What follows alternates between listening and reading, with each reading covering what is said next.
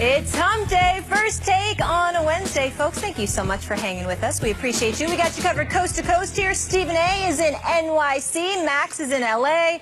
Miss Connecticut here in Connecticut, rightfully so. How are we doing, guys? What's going on? What's going on? How y'all doing? Good morning. Ready Good morning. to go. It's early out here, but I'm ready. Yeah, you are. Let's get right into it. About last night.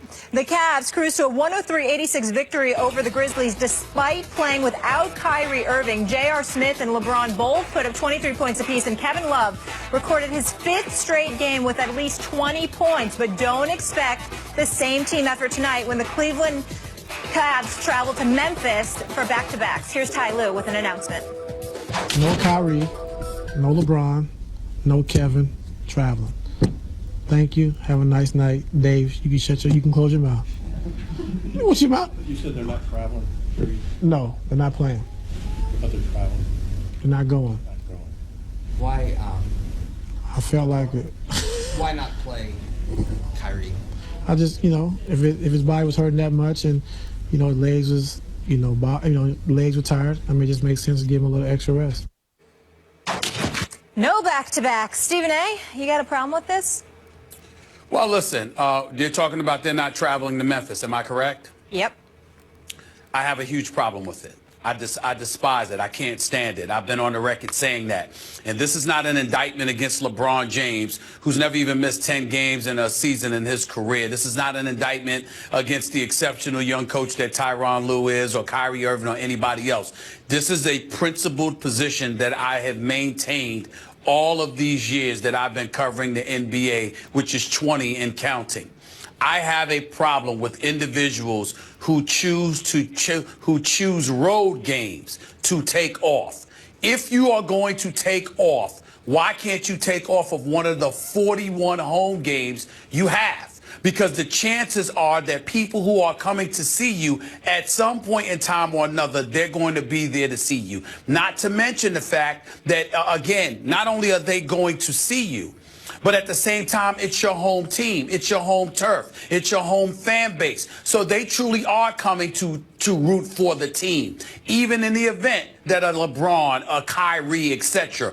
aren't playing. But when you go on the road, you're going once, possibly twice a year.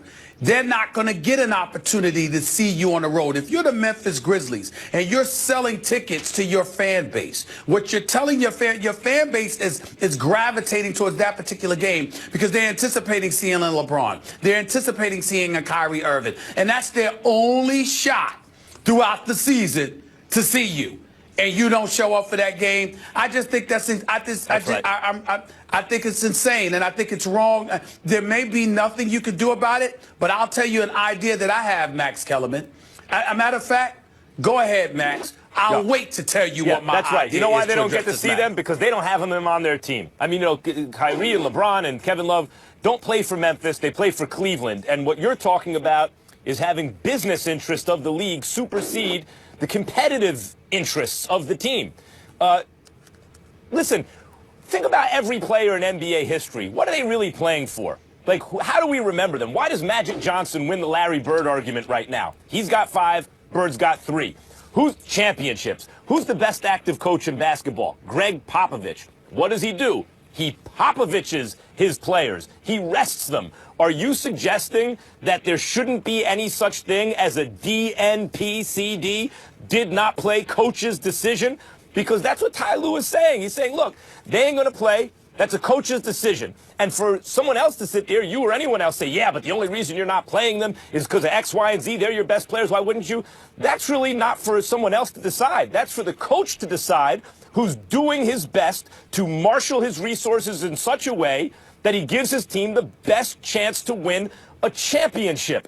And that's what it's about. So who is this actually serving? The Cleveland Cavaliers fans who root for that team and want the team to win a championship. And you just said you don't know what you're going to do about it. You know what you can do about it. I don't think anything should be done about it, but I'm interested to hear your plans, Stephen A.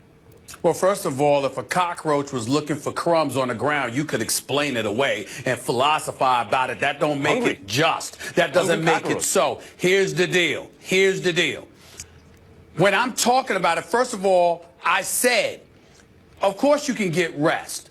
I'm talking about not just the interest of the league from a business perspective, a decency towards the fan base. Again, they're not going to see you because they don't live there in Cleveland. If you're coming to Memphis once a year, you're coming to Utah or someplace like that, and that's the game you choose to sit out, I think it's incredibly insensitive to that fan base. And I'm telling you what I think should happen. Where are the violins? Where are the violins? Sorry, Stephen A. Smith. Did I let you speak? You're always making fun of me. You're saying that I'm in my emotions about this stuff. Did I let you speak? Did I let you speak? Let me get to my point. I specifically said I had a point, and it is this. I believe that the NBA should start allowing fans, in the event that you choose not to show up and play, I think that the fans should be allowed to get their money back or get a discount. Because when they charged those ticket prices for that particular game, it was with the thought that LeBron and Kyrie would be in uniform.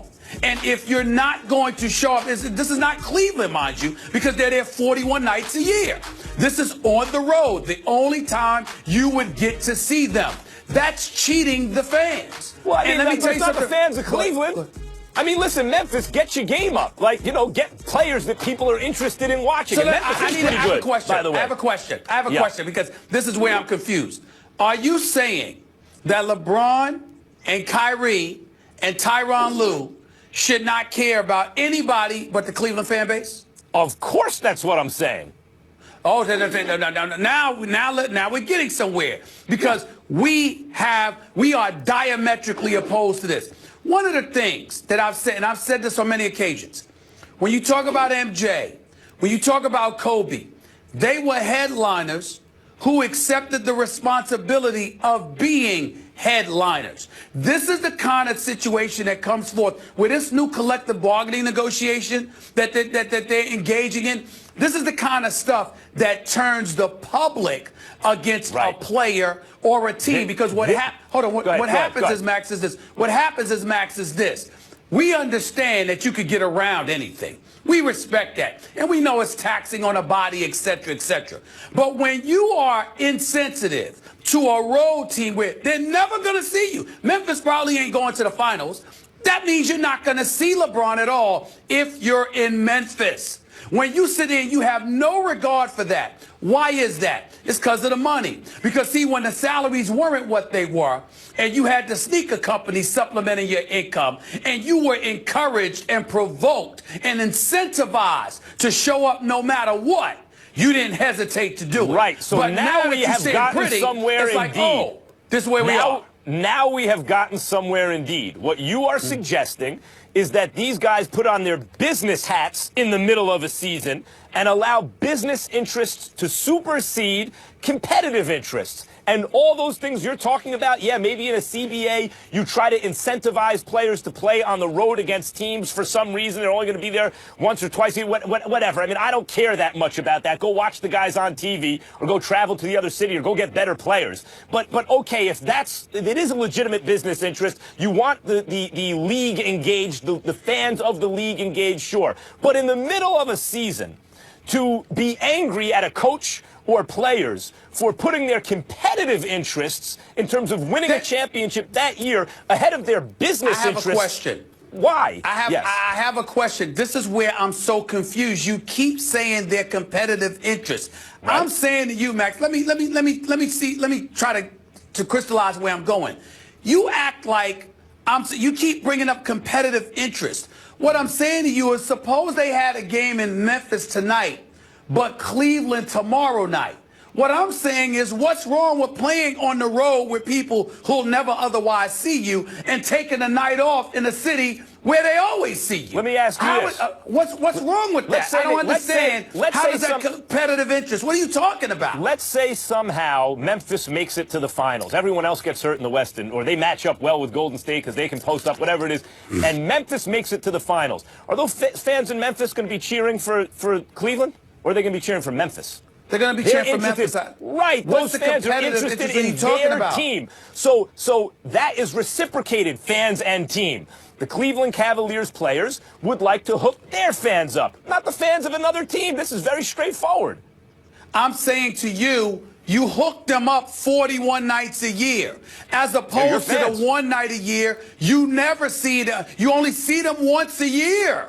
I'm saying you don't have a I got it. Okay. Well, we disagree. That's fine. Because I just wanted to be clear. You don't give a damn about any fan base outside of your own. That's essentially what you're saying. If you're playing Cleveland, you shouldn't care about anybody else. What I'm saying. Inwardly I focused, understand. Max Kellerman. And last time I checked, the money that the players are being paid is because of the money they generate, not just locally, but nationally. And All right, by the way, guys.